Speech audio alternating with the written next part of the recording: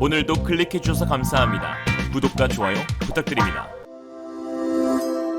Realism. 한국의 이지의 전략에 중국이 완전히 포위되었다. 한국산 비밀병기가 중국의 남중국해 침략 내역을 꺾어버린 상황. 지난 6월 26일 한국과 베트남은 양국 간 회담을 통해 총 40억 달러 규모의 경제 협력을 추진하였습니다. 그동안의 국가 간 협력과 별반 다를 것 없어 보였던 이번 양국의 경제 협력이었지만 한 가지 눈에 띄는 모습도 포착되었는데요. 바로 경제사절단으로 참석한 한국 기업 대표단 명단에 예상 못한 리스트가 올라와 있었기 때문입니다. 리스트에는 김동관 하나그룹 부회장, 신현우 하나에어로스페이스 사장, 강구영 한국항공우주산업 사장, 이용배 현대로템 사장 등 방산업체 최고 경영자들이 베트남 순방 일정에 포함된 것이었습니다. 한국 방산기업 수장들의 베트남행은 한국산 무기 수주에 대한 의지로 해석되고 있는데요. 한국은 명실상부 베트남의 최대 경제 협력국이지만 무기 수출 측면에서는 눈에 띄는 비중을 차지하지 못해왔었습니다. 사회주의 국가인 베트남은 수입 무기의 70% 이상을 러시아에 의존해 왔었는데요. 그러나 최근 러시아 우크라이나 전쟁 이후 미국과 나토 회원국의 러시아 제재로 인해 도인민 유지 보수의 리스크를 안게 된 베트남은 서방제 무기로의 전환을 추진하고 있는 상황이죠. 지난해 말 판민진 베트남 총리는 베트남 무기 거래 채널 다각화를 이루겠다고 언급하기도 했습니다. 올해 3월 한국을 방문한 판반장 베트남 국방장관은 방한 일정 중 하나에어로스페이스를 방문하여 K9 자주포에 관심을 보였다고 알려진 만큼 신규 수주 가능성이 매우 높은데요. 사실 K9이야 다른 대안을 찾기 어려울 정도로 전세계 최고의 베스트셀러이기 때문에 도입 논의가 이루어지고 있는 것이 자연스러워 보이지만 함께 거론되고 있는 또 다른 한국산 무기는 상당히 의아하다는 평가입니다. 바로 카이가 개발하고 생산한 한국의 헬기 수리온이었죠. 한국군에서 수리온 미 파생형이 300여 대가 생산되어 운용 중에 있지만 아직 수출 실적은 단 한 대도 없는데요. 이런 상황 가운데 지난달 23일 카이는 하노이에서 베트남 국영기업인 VTX와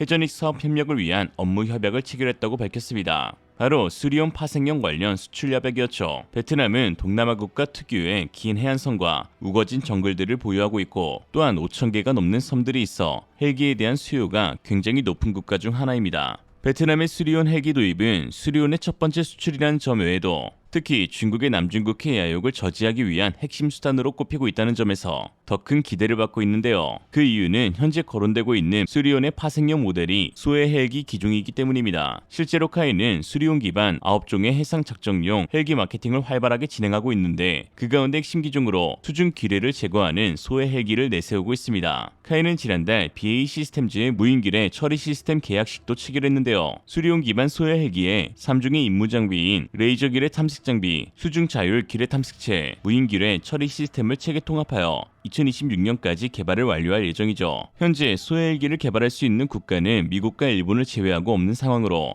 한국의 카이는 세계에서 세 번째로 소해 헬기를 개발 중에 있습니다. 남중국해 해저에 깔려있는 중국산 기뢰는 베트남 해군을 포함한 동남아시아 해군들에게 매우 치명적인 무기로 불리고 있는데요. 기뢰는 쉽게 말해 선박을 파괴하는 수중 지뢰로 볼 수 있는데 기껏해야 전술 무기에 불과한 지뢰와 달리 기뢰는 특정 해역을 통째로 봉쇄할 수 있는 전략 무기로 분류될 정도로 그 효과가 어마무시합니다. 핵무기와 달리 정치적으로 부담도 없고 가격대 성능비만 보면 이만한 무기가 또 없죠. 특히 섬나라 등 해운의 비중이 높은 국가 연안에 기뢰가 대량으로 깔려버리면 경제와 안보 모두 치명적인 피해를 입게 되는데요. 중국은 남중국해에서의 서방의 시선이 항공모함으로 쏠려있는 사이 기뢰 개발 및 설치에 집중해 왔었습니다. 중국의 이러한 기뢰 공격은 설치 대비 제거가 매우 어렵고 미국의 기뢰전 능력이 상대적으로 취약하다고 판단한 데에 따른 것입니다. 미군 해군대학의 앤드류 에릭스는 중국군의 기뢰가 약 5만 개에서 10만 개에 이르고 대부분이 남중국해와 대만 해협에 존재한다고 하였는데 1991년 미국 전함 트리폴리함에 손상을 가한 고전적인 계류기뢰를 비롯해 부유기뢰, 접촉기뢰, 자기기뢰,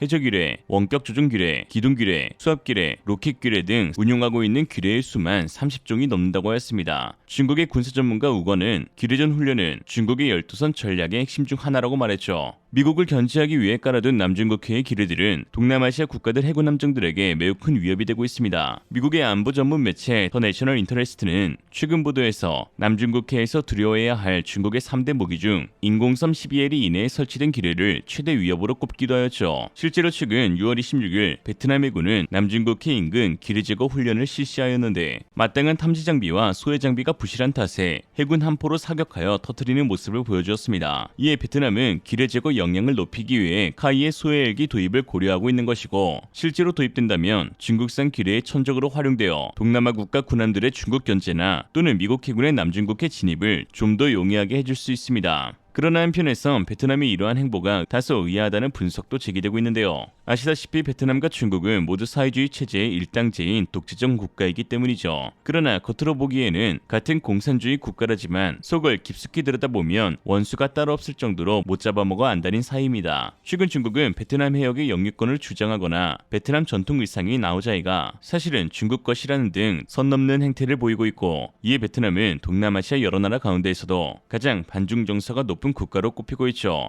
특히 불과 40년 전에는 중국과 전쟁까지 치렀던 베트남인데요. 1978년 일어난 중월전쟁으로 중국의 덩샤오핑은 대외적으로는 캄보디아 해방을 명분 삼아 베트남 국경을 넘어 전쟁을 벌였습니다. 당시 베트남군 주력 모두 캄보디아 방면으로 나가 있어 여성 민병대까지 수혈해 전쟁에 임하는 불리한 전세였지만, 결과적으로는 승리를 따내면서 중공군은 망신을 당했는데요. 빈집털이마저도 실패한 PTSD를 가지고 있는 중국은 40년이 지난 지금 베트남이 남중국해의 저지선이 되는 모습에 불안감을 금치 못하고 있습니다. 이 점을 노려 중국이라는 공동의 적을 가지고 있는 국가들은 이미 베트남과의 협력을 늘려가고 있는데요. 바로 미국과 인도입니다. 미국은 과거사를 정리하고 베트남의 경제 군사 지원을 확대하며 베트남을 반중 동맹의 파트너로 끌어들이려 하고 있고, 인도 역시 베트남을 포함한 아세안 국가들의 군사력을 강화시켜 중국에 대항하는 연합군으로 삼으려 하고 있죠. 특히 지난 6월 19일 판반장 베트남 국방장관은 인도산 대한미사일인 브라모스 구매 계약식에 참여하여 화제가 되기도 했습니다. 브라모스는 해안에 배치해 해상의 목표물을 공격하는 연안방어 미사일 시스템의 일종입니다. 일반적인 CDCM이 해안에서 100에서 200km 정도 거리까지 접근한 적 군함을 공격하는 무기로 암속의 속도를 지니고 있다면, 브라모스는 마 3 이상의 빠른 속도에 사거리도 500km에 달하고 거기다 수면에 바짝부터 비행하는 시스키밍 비행 방식을 채택하고 있어 중국 입장에서는 대응 불가한 무기로 꼽히고 있습니다. 베트남이 브라모스를 얻게 되면 중국이 불법으로 점유 중인 남중국해의 인공 군사기지는 물론 중국 최강의 전력 자산들이 배치된 하이난다오의 군사기지가 베트남의 미사일 사정권 안에 들어가는 초유의 상황이 벌어지게 됩니다. 하이난다오 남부 산야의 센다오 기지는 중국이 처음으로 자체 개발한 항모이자 남중국해 중국 해군 전력의 핵심인 산둥함의 모항이죠. 이로써 알 수 있는 베트남의 대중국 남중국해 전략은 물리적 충돌을 대비해 자군의 해군 전력이 수월히 작전에 투입할 수 있도록 가성비 좋은 카이의 소해헬기를 대거 투입해 다량의 기뢰들을 일사천리로 제거하고, 또한 인도산 브라모스 미사일을 통해 중국 해군의 남중국해 진입을 억제하려는 작전을 구상하고 있는 것입니다. 한편 이러한 한국과 베트남의 방산협력에 일각에서는 사회주의 국가에 무기를 수출하는 것이 리스크가 너무 크다는 주장도 제기되고 있습니다. 충분히 공감할 수 있는 부분인데요. 그러나 한국과 베트남은 올해로 수교 31주년을 맞고 있으며 이미 많은 분야에서 협력하고 있습니다.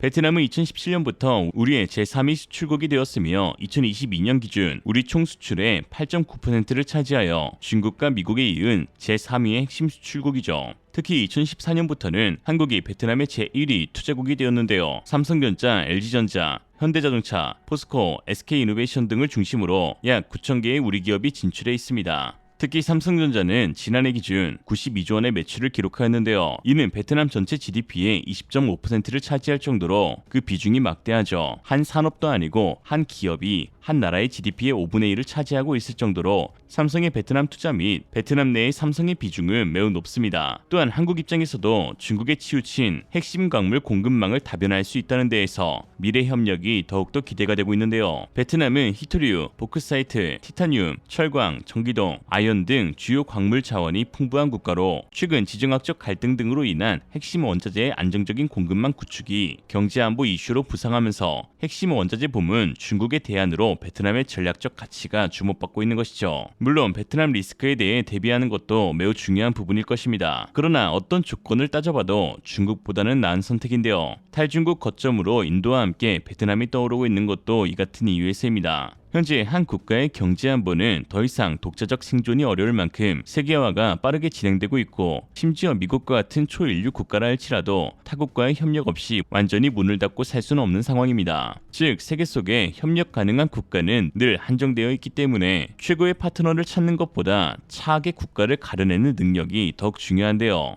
베트남의 서방 무기 전환을 통해 한국은 대규모 무기 수출 실적을 도모할 수 있고, 또한 최악인 중국을 견제하는 차악으로 일석이조 효과를 가져갈 수 있습니다. 오랑캐로 오랑캐를 잡는다 EJ가 아닐까 싶네요. 반면 중국은 세계화에 철저하게 실패하며 친구로 지내야 할 같은 사회주의 국가에게도 손절당하는 명실상부 왕따 국가가 되어가고 있습니다. 처음 경험한 급격한 성장으로 인해 모든 것을 혼자 힘으로 해낼 수 있다는 착각에 빠진 시진핑은 도강양회의 첨언을 잊고 오만함으로 세계의 국가들과 등을 지고 있죠. 이러니 경제와 안보에서 큰 타격을 받을 수밖에 없는 것입니다. 중국 최대 반도체 기업인 양찌메모리의 천난시ang 회장은 중국의 반도체 산업이 세계화에서 위협을 받고 있어 독자 생존은 불가능하다라고 한탄 섞인 입장을 발표하였고, 오만함의 끝판왕인 중국 왕이 외교부장도 이제와 동아시아 국가인 한국과 일본은 같은 동아시아인 중국과 뭉쳐야 하고 미국이 주도하는 왕따몰이 행위에서 탈피해야 한다라며 기조를 바꾸기도 하였습니다. 뒤늦게 깨닫고 있지만 늦어도 한참 늦었죠. 이제 뭐가 됐든 중국만 까면 오케이입니다. 오늘의 한줄평, 중국의 해가 되는가? 좋았어! 진행시켜! 이상으로 리얼리즘이었습니다. 여러분의 생각은 어떠신가요?